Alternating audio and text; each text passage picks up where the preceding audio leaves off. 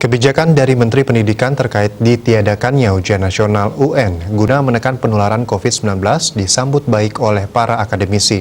Ujian nasional tidak harus dijadikan tolak ukur keberhasilan peserta didik. Potensi para peserta didik akan terlihat saat kegiatan pembelajaran sehari-hari. Untuk itu, para guru di sekolah dari awal sudah mengetahui potensi dari peserta didik. Dengan demikian, kebijakan Menteri Pendidikan terkait ditiadakannya ujian nasional demi menekan penularan COVID-19 disambut baik oleh kalangan akademisi. Terlebih di kalangan sekolah menengah kejuruan, tolak ukur keberhasilan peserta didik akan terlihat pada pembelajaran adaptif yang harus dikuasai para siswa. Potensi keahlian yang dimiliki sesuai dengan jurusan yang dipilih harus benar-benar dikuasai dan hal tersebut bisa dijadikan tolak ukur potensi siswa kejuruan yang sesungguhnya.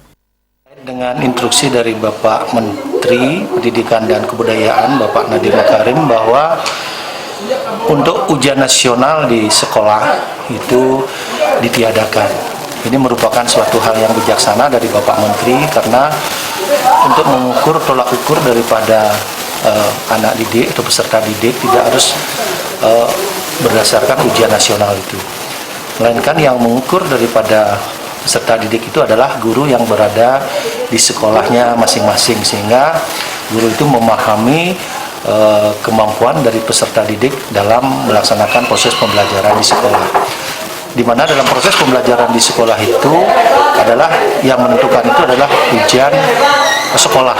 Ujian sekolah ini sudah mengacu kepada semua pembelajaran yang harus dikuasai oleh peserta didik itu sudah menjadi tolak ukur daripada keseluruhan materi pembelajaran yang harus dikuasai oleh peserta didik itu sendiri, terutama sekolah SMK.